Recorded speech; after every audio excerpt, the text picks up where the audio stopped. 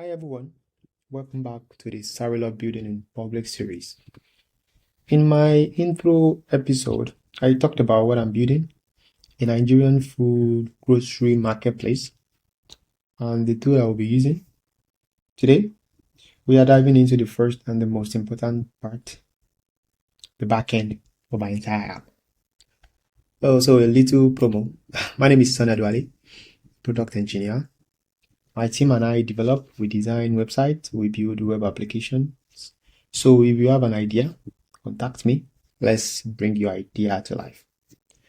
So enough of promo, let's go back. So this is Zano.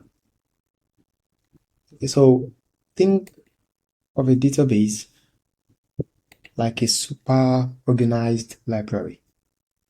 So a database is an organized collection of data that can be accessed, managed, and updated easily.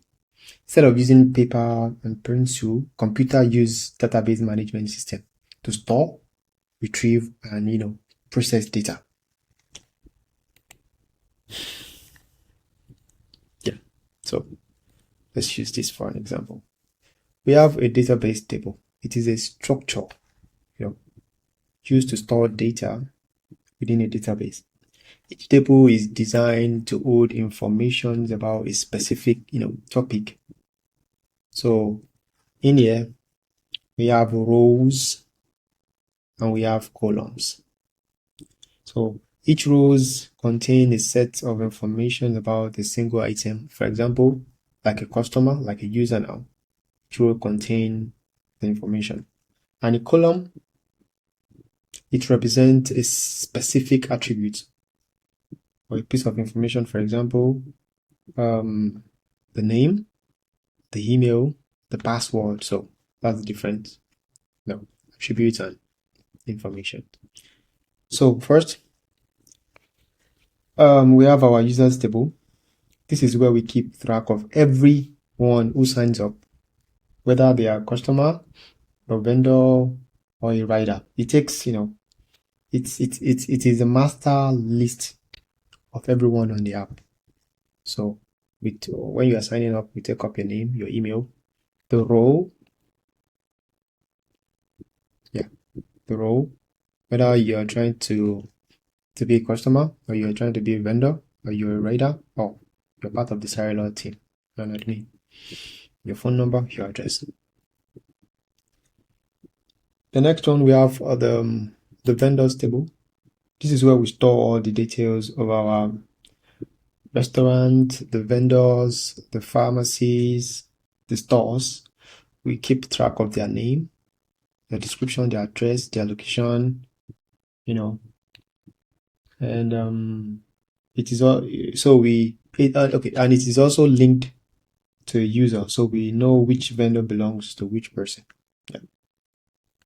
So product table, it holds all the items that all our vendors are going to be selling, from jollof rice to a bucket of fresh tomato, turkey, and the likes. It is also linked to a vendor, so we can know the product that belongs to which vendor. Yeah. Call something relational connection or something. So from here, the table reference, we add in a table reference of vendor, so we can know which vendor the product belongs to. The next one, order.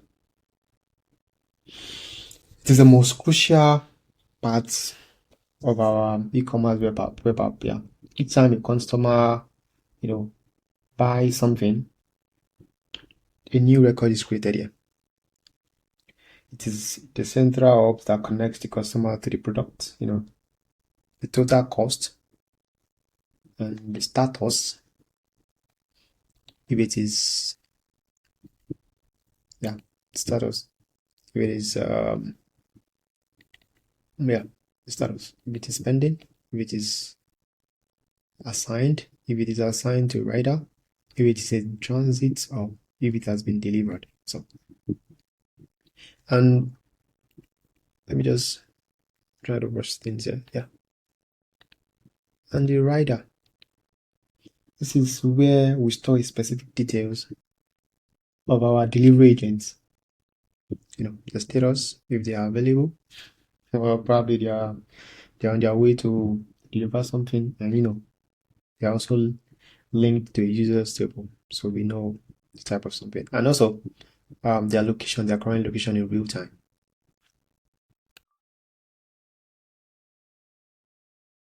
Let's move to the API. What is an API? An API is an application programming interface. So let me use this one as an example.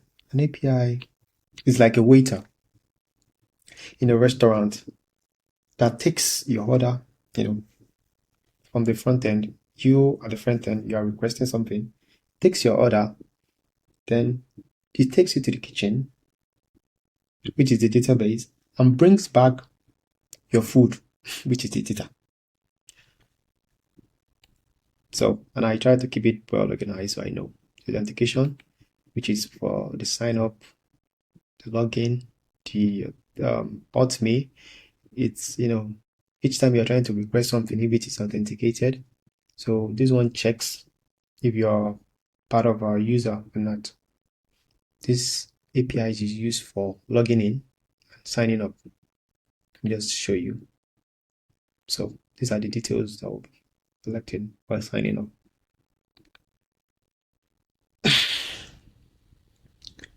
Okay, so let's start from the public API. Yeah.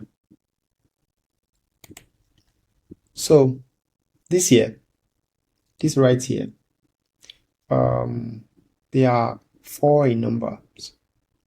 Yeah, 4 in number. So 8, we used to call them HTTP verbs. There are a set of rules people use to talk to each other, or command that tell the web server what to do with an information. So let me start with get. Get is like when you want to, like, we are taking a library as whatever we're going to do so you can understand everything I'm going to be explaining. So get is like when you go to the front desk of a library and you are asking the receptionist or the librarian there that you want to see all the books already in the library. Remember, already in the library. That is how the web browser loads the web page to show you pictures and words in it. So once you type like once you type Sunny Adewale, the page loads the page. So it's making a get request. So post. Post is when you have a brand new book, in a library, and you want to you go to the librarian and you tell them to help you put it up on the shelf. This is what happens when you create a new account on Facebook, or you write a comment on a video, like you are sending a new information to be saved. Do you get it? Also, they use post to also make sensitive requests, like in terms of financial aspect like that. I've used post in most API requests like that. So let's move on. We have put. This is when you want to replace a book that is already on the shelf with a new version of the same book. You take one out and you replace it with a brand new one. It's just like you trying to edit your profile or user profile in Facebook. Just okay, my name is Sanad Valley, so I want to add Moidin to my name, so I use put request. So we this one should be patch. We have patch. It is patch. Patch is a little bit like when you want to change one section of the book.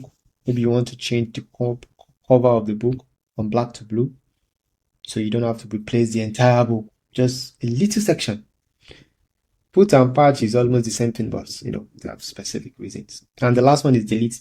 Delete is the easiest. It's when you decided you don't want the book anymore, you want to trash it or take it away. This is what happens when you delete an account, or you delete a picture, of your Facebook wall.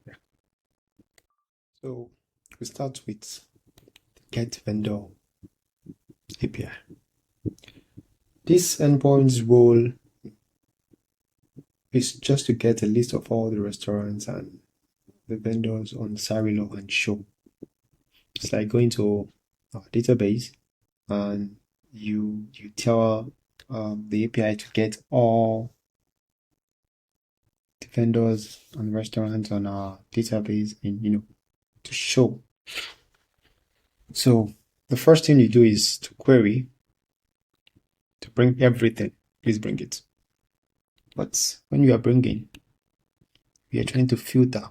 Only bring those vendors that are still active. Those vendors that are still open for business. Get it? So that's the function of this API. This API is just to get the details of one specific vendor. So imagine you saw a vendor's name on a list and you want to see the full page. You want to see their full page, with all their details.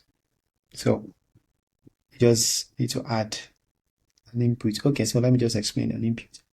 An input is one of the most important part as well, because before any step, you need to tell Zano that you will give it some information. So let's think of it like a sticky note. Great. Think of it like a sticky note that a web application will write on it and give to the API endpoint. So you are sending something and you are trying to send something through. First thing is to get record. This is telling the computer to go to the database table and find just one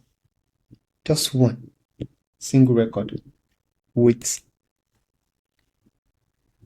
the vendor ID.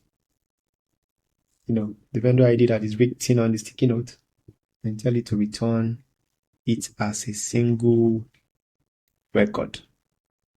So this is just a conditional. If the vendor, just to confirm if we have the record of the vendor, if it is not there, just return vendor not found. And building endpoint varies. Some people build it differently. So it's based on the kind of way you like. So moving on. Get product. This is like getting a list of all the products we have. But sometimes user might want to only see product from one type of option, like Nigerian food or some kind of groceries. So we have an optional input like search and category on our front end. So you only need to now add it, and if it's optional, you can add and you cannot. So it calls it. So you start with query again. This is just bring it back, bring everything, load it. So this is kind of advanced, but it's still easy. We just add a filter. Get category fields is equal to the category input. Add a conditional filter. Excuse me. So it's like saying if the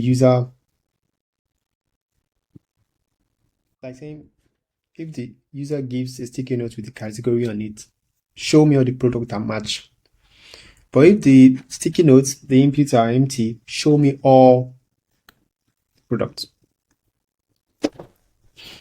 So not exactly. So let's move to this one. It's like getting this point is about getting details of a specific product. Okay, you see a jollof rice and you click on it. The jollof rice. So clicking on it, we are picking up the product ID.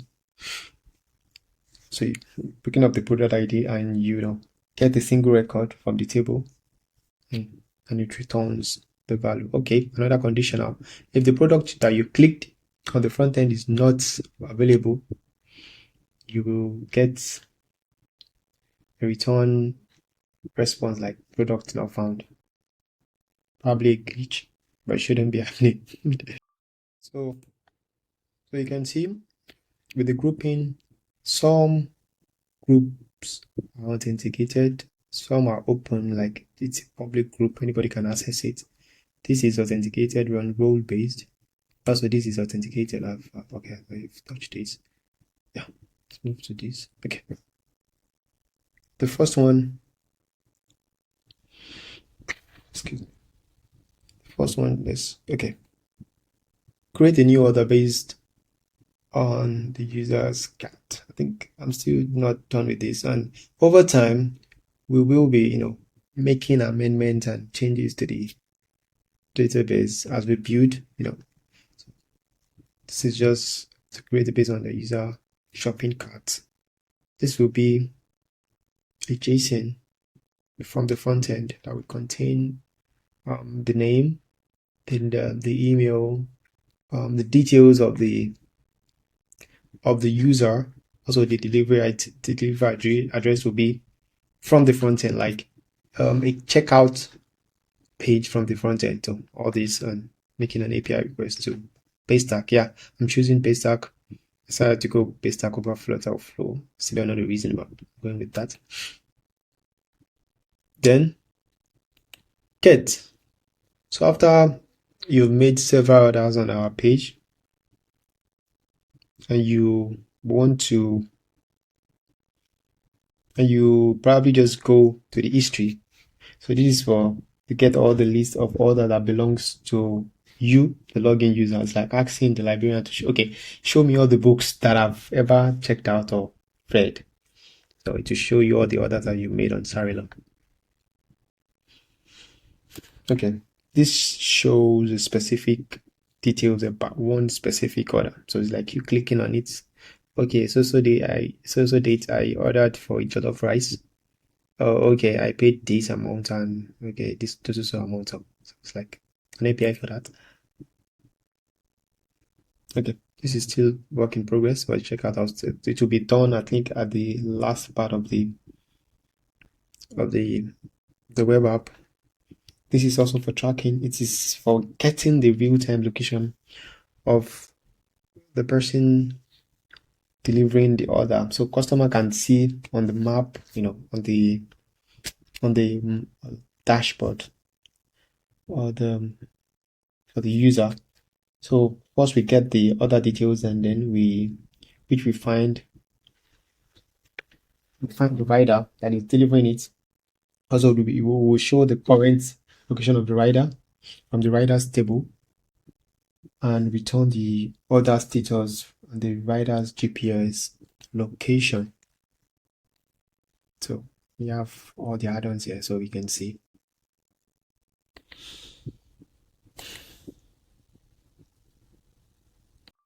So we've done the major part of the database by setting up all these table and endpoints. We have we are done with the structural pillars of the web app. So do not forget to hit the like and subscribe button so you don't have to miss the fun. We have not even started anything. The fun has just begun. So see you on the next one. Catch ya. Thank you.